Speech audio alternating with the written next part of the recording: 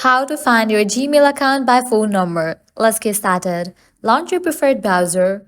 Now over here you're going to find the search box. Type in find email and search for it.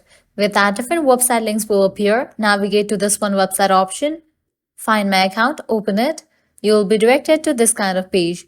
Enter your email or phone number. Over here type in the phone number that is linked with your email address. Then click on next.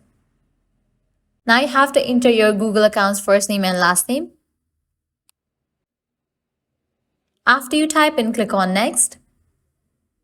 Get a verification code. Now click on send message, and with that you will be receiving code in the phone number that you have just entered. Type in that code over here. Then click on next. With that you will be able to find your email address. So this way you can easily find Gmail account by phone number. Well, that's a wrap for this video. At the end, if you guys find this video helpful, don't forget to like, share and subscribe to our channel. Thanks for watching.